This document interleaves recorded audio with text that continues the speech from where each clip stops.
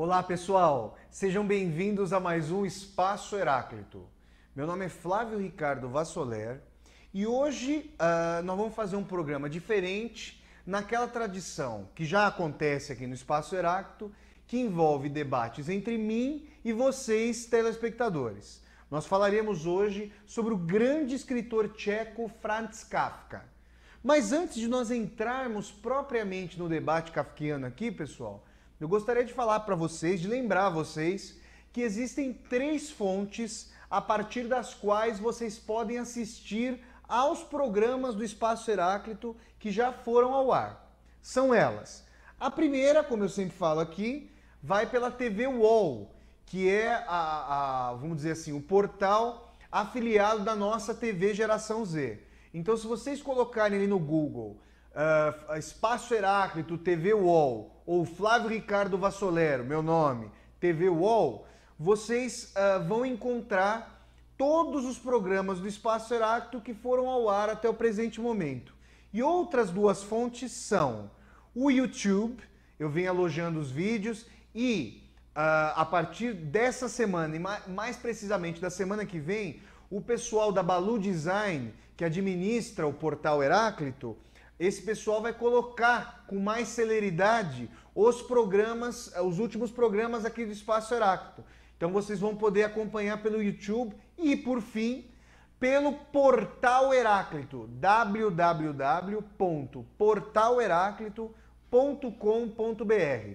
Vocês entrando ali no Portal Heráclito, vocês vão encontrar o link na parte superior da página chamado Vídeos.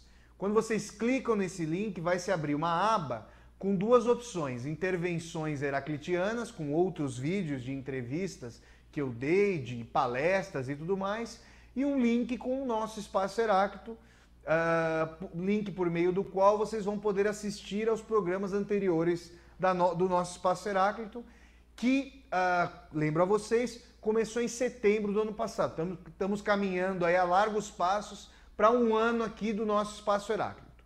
Então, muito bem, pessoal. Tenho certeza de que, se não todos vocês, a esmagadora maioria de vocês, já ouviu falar do bom e velho Franz Kafka, esse belíssimo escritor judeu, ali de princípios do século XX, que nasceu na República Tcheca. À época não havia, obviamente, a República Tcheca, tal como nós a conhecemos hoje. O Kafka nasceu em meio ao Império Austro-Húngaro, e a cidade de Praga, que é a cidade onde ele vivia, era uma capital importante em termos culturais. Olha, eu sempre faço esse comentário quando eu falo do Kafka. É interessante que eu já fiquei sabendo de grupos de estudos dos quais ele participava, grupos de leitura e assim por diante, dos quais também fazia parte Albert Einstein. Kafka partilhava ideias com o grande físico alemão ali. Então, o que nós temos em termos de debate kafkiano? Já o próprio adjetivo, quando nós falamos em termos kafkianos, esse adjetivo já comporta uma carga histórica, uma carga semântica muito forte. Eu não diria como adjetivo maquiavélico, porque esses 2 adjetivos têm acepções bastante distintas, mas falar em termos kafkianos, falar esse adjetivo já é quase substantivá-lo, porque ele comporta justamente essa carga sobre a qual nós nos propomos a falar aqui hoje no nosso Espaço Heráclito. Eu quero apresentar para vocês 3 obras aqui do Kafka. Nós vamos falar sobre elas em alguma medida. Vamos falar sobre essas obras, e eu quero apresentar a vocês 2 tradutores da obra do Kafka. O tradutor mais consagrado é o professor Modesto Carone, que publica suas traduções da obra do Kafka pela Companhia das Letras. Eu tenho aqui na mão, pessoal, o Processo do Kafka, quiçá a obra mais conhecida dele, mas nós temos também o Castelo, a Metamorfose, obviamente, a América e tudo mais. Mas esse processo é da Companhia das Letras, na verdade de um selo da Companhia das Letras chamado Companhia de Bolso. E essa tradução é do Modesto Carone, uma tradução muito boa, uma tradução muito interessante. eu trago aqui para vocês duas outras obras do Kafka, para vocês verem. A Carta ao Pai, o Brief an den Vater, que é também uma obra bem interessante, traduzida pelo Marcelo Bax, e essa Carta ao Pai, esse volume, esse exemplar da Carta ao Pai que eu tenho aqui, é da editora gaúcha LPM Pocket, livro de bolso, né? Aqui, ao lado, eu tenho a Metamorfose, que também é seguida por um conto do Kafka chamado Veredito, e que também é da LPM Pocket, e esse volume também foi traduzido pelo Marcelo Bax. Essas três obras compõem o rol, praticamente a obra toda do Kafka já foi traduzida para o português, se não a totalidade da obra, boa parte dela. Eu tenho em casa, até me esqueci de trazer aqui hoje para o programa, mas menciono para vocês, eu tenho em casa um livro de aforismos do Kafka, um livro belíssimo que eu comprei ali em Lisboa, com uma série de aforismos do Kafka. Esse livro é muito interessante, pessoal, porque é possível perceber como Kafka urdia suas personagens a partir de reflexões, de cosmovisões prévias. Isso é bem interessante. Mas antes de nós entrarmos propriamente no debate kafkiano, eu gostaria de estabelecer um compasso de tradição literária que me parece interessante para nós entendermos as tomadas de posição do Kafka, tendo em vista um grande precursor dele, que foi o bom e velho Fyodor Dostoiévski. Eu menciono aqui o Dostoiévski, que é um dos escritores fundamentais para o Kafka, porque me parece que, se nós observarmos em termos de contrapartida as obras de Dostoiévski e Kafka, nós veremos uma série de contiguidades, sobre as quais inclusive eu vou falar aqui, mas também uma série de diferenças. E um aspecto fundamental que nós podemos mencionar aqui da obra dostoiévskiana é que o padecimento das personagens se dá pelo fato de a vivência efetiva delas ser em grande medida tolhida pelas possibilidades do mundo. Mas as personagens dostoiévskianas padecem de uma dor essencial, para nós usarmos um termo de Drummond, um termo drummondiano, padecem do sentimento do mundo com uma profunda consciência da coerção, com uma profunda consciência dos limites que as oprimem. E, nesse sentido, pessoal, Dostoiévski já foi considerado um dos últimos grandes escritores da literatura universal que traz personagens profundamente cientes sobre o espírito de sua época, sobre os caminhos e descaminhos de sua condição. Se nós observarmos o Kafka em relação ao Dostoiévski nesse preciso sentido, é possível dizer que as personagens kafkianas são o reverso da ciência dostoiévskiana. É como se o Kafka tivesse esvaziado todo tipo de ciência das personagens para que elas padecessem desse mal, dessa barbaridade socialmente reproduzida, sem que nem ao menos elas pudessem observar, diagnosticar o mundo. Isso é curioso porque, se nós pegarmos, por exemplo, O Homem do Subsolo, protagonista do belíssimo livro chamado Memórias do Subsolo, traduzido por português pelo professor Baris Schneiderman e publicado aqui no Brasil pela editora 34, editora aqui de São Paulo, a 34. Se nós pegarmos a personagem, o Homem do Subsolo, é bem possível dizer que toda a narrativa é uma banalidade completa, quando na verdade uma não narrativa. Porque se nós pegarmos, por exemplo, a primeira parte do livro, belíssimo, Acerca da Neve Molhada, ou na verdade, essa é a segunda parte, O Subsolo, a primeira parte do livro, não acontece propriamente uma sequência de eventos. O que se dá é um torvelinho de reflexões justamente dessa personagem, o Homem do Subsolo, se medindo com o mundo, com as suas impossibilidades de relações intersubjetivas, com as suas contradições, seu ímpeto de prazer ao mesmo tempo vinculado a uma profunda noção de automutilação, sadismo vinculado ao masoquismo. O Homem do Subsolo é um dos grandes paradigmas de sadomasoquismo ao lado do bom e velho Marquês de Sade, escritor francês. Então, ainda que essa personagem padeça por conta do seu subsolo, gerido e também autogerido, ela, em grande medida, consegue perceber com muita profundidade, com muito mergulho vivencial, com sutileza refinadíssima em termos filosófico-psicológicos, em termos históricos, os caminhos através dos quais a história seguiria. Mas se nós compararmos o Homem do Subsolo com o protagonista desse livro aqui, ó, O Processo, que eu tenho em mãos, o Joseph K., o José K., se nós compararmos essas duas personagens, o que é que nós vamos encontrar? Nós vamos encontrar um Joseph K.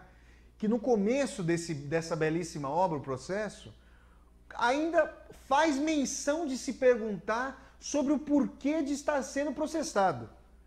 O que se dá logo no início do livro, e é bom frisar, pessoal, isso é bem importante, que o processo do Kafka, essa obra, é uma obra inconclusa. E é uma obra cuja ordenação foi feita a posteriori. O Kafka não havia, a priori, ordenado essa obra, e há confissões, há trechos dos seus diários, de cartas, em que o Kafka dizia que gostaria de escrever o processo processualmente, ou seja, que a escrita do processo se alongasse ao longo da vida do Kafka. Então, o amigo Max Brod, que foi o testamenteiro do Kafka, que recebeu a obra, e dizem, Kafka teria pedido ao Max Brod para queimar sua obra, e o Max Brod, pensando no dever da humanidade, obviamente não atendeu ao último desejo do Kafka, para atender a humanidade como um todo, que aprenderia muito com o escritor tcheco. Nesse sentido, o processo foi compilado à revelia do autor, num sentido de ordenação que parecia fazer sentido para o Max Brod. E existem outros tipos de formatação, de compilação e ordenação do processo. Mas, retornando ao que eu estava colocando, o início do processo apresenta o Joseph K. em seu quarto e logo dois gorilas, eu chamo gorilas porque são, digamos, dois funcionários do tribunal, dois funcionários avantajados, aparecem no quarto de Joseph K. e anunciam que ele está sendo processado. Mas já não se sabem as razões, já não se sabem os porquês. O processo como que paira e cai do alto, de cima para baixo, ele cai sem qualquer possibilidade de explicação tangível e passível de entendimento. Isso que incomoda profundamente o leitor num primeiro momento, vai sendo, por meio do estilo do Kafka, sobre o qual a gente já vai falar, vai sendo, entre aspas, naturalizados, ou, entre aspas, ou pior, sem aspas. Isso vai sendo naturalizado de tal maneira que, no decorrer da leitura, nós nos sentimos tão acossados, nos sentimos tão entremeados pelo plano de visão limitado do Joseph K., que é como se o horizonte do mundo se tornasse também claustrofóbico para nós. Isso é bastante distinto, como eu venho colocando aqui para vocês, daquilo que se dá com Dostoiévski. Em Dostoiévski, a tensão, eu diria que é extremamente beira o cinismo em alguma medida, apesar de o eto cínico não ser a grande marca que caracteriza o Dostoiévski. Eu diria que a caracterização do Dostoiévski tem um patos mais de tragédia, de sofrimento, de envolvimento. O cinismo me parece envolver uma posição mais distanciada para fazer uma pilhéria, que também é denúncia da realidade, mas de uma maneira mais resignada, sem aquele ímpeto de envolvimento com a situação, tal como se dá em um sofredor, em um agoniado, como são as personagens dostoiévskianas. O Kafka não está em nenhum desses momentos, apesar de, obviamente, haver momentos de tragédia muito forte, como se dá aqui ao fim do processo, com a morte do Joseph K., e também grandes momentos irônicos, nos quais a ironia se mescla a um realismo absurdo, nós poderíamos dizer, por meio do qual o tribunal se desdobra em qualquer tipo de logradouro comezinho. Salas dos tribunais ou anexos do tribunal despontam de escadas, despontam de porões, despontam do almoxarifado do banco onde trabalha Joseph K. Então, todos esses fatores fazem com que, num primeiro momento, Kafka esteja afinado com um princípio de época distinto do Dostoiévski. Dostoiévski ainda aposta na grande leitura quintessencial do mundo.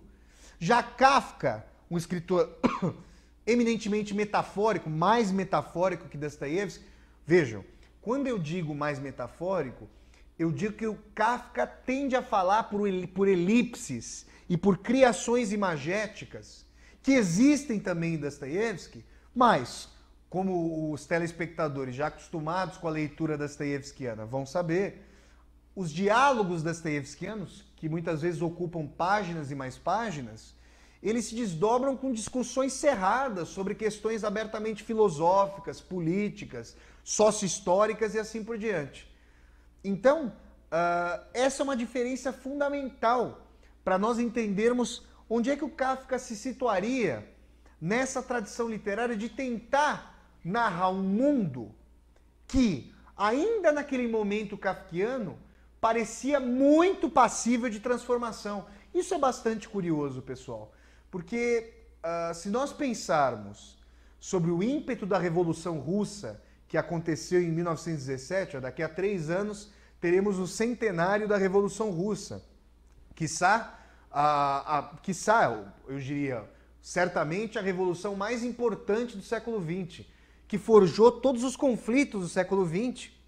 E aí eu tomo essa concepção, parto de uma concepção forjada pelo historiador que se radicou depois na Inglaterra, né, nascido em Alexandria, no Egito, historiador recém-falecido, falecido há 2 anos, o Eric Hobsbawm, para mostrar que a Revolução Russa e a tensão entre capitalismo e socialismo, tensão que pode ser extremamente matizada, aproximações podem ocorrer, mas isso não é o tópico aqui de discussão do nosso programa de hoje, mas esse movimento da Revolução Russa geraria reverberações ao longo de todo o século XX, a ponto de o próprio Hobsbawm, sobre o qual eu estava falando agora, achar que historicamente, mas não cronologicamente, o século XX termina em 1991 com a queda, o esfacelamento da finada União das Repúblicas Socialistas Soviéticas. Mas eu falo isso porque o Kafka escreve sua obra no maremoto de desdobramentos da Revolução Russa, mas tem uma posição eminentemente original nesse sentido. Porque se nós tomarmos o ímpeto da Revolução Russa como um ímpeto de profunda emancipação que comportava a época, como um ímpeto de renovação dos povos, de progresso, Kafka está fazendo uma obra cuja acepção kafkiana, que foi legada historicamente, é a obra de caráter sombrio, uma obra de caráter, digamos, um beco sem saída para o leitor e para as personagens. Obviamente que essa relação entre leitor e personagem é urdida de maneira muito peculiar e muito trágica para todos nós, leitores de Franz Kafka. Como entender isso? Parece então que o horizonte do Kafka se estreita nesse preciso sentido de comparação com o Dostoiévski, mas esse estreitamento de maneira nenhuma significa limitação da obra, aliás, muito pelo contrário. Existem aspectos de premonição kafkiana que se mostram mais atuais, em alguma medida, do que aspectos da obra de Dostoiévski. Ambas as obras, a meu ver, guardam bastante atualidade e também guardam momentos anacrônicos. Mas essa noção de um ser acossado, premido, que vive em meio a um mundo extremamente articulado, mas que ao mesmo tempo não consegue perceber as mediações dessas articulações e por conta dessa insciência padece como alguém completamente impotente em face de um mundo articulado pela potência que se estabelece, mediada pelo trabalho de todos, mas ao mesmo tempo contra todos e cada um de nós, esse seria um tema fundamental para nós entrarmos no universo kafkiano, para nós podermos discorrer sobre a temática que perpassa toda a obra do Kafka. Eu aqui, pessoal, não vou fazer análises com vocês mais propriamente biográficas, de vinculação psicobiográfica. Me interessa aqui, e os telespectadores do Espaço Heráclito já estão acostumados nesse sentido, discussões sócio-histórico-filosóficas, discussões que façam com que a obra de arte seja uma mediação para nós compreendermos tanto a época do Kafka como o devir histórico com a qual ela vai continuar a dialogar como obra dinâmica e aberta que pode ser. Então, pessoal, eu usei esse primeiro bloco como um grande preâmbulo para nós, no segundo bloco, já entrarmos nessa floresta negra kafkiana, ou, numa expressão que eu usei no ensaio recente, num corredor polonês kafkiano, para debatermos uma série de temas, entre os quais, e sobretudo, Kafka e o poder. A gente vai fazer um rápido intervalo agora e voltamos com o nosso Espaço Heráclito na sequência para continuarmos a falar sobre o bom e velho Franz Kafka. Até já, pessoal!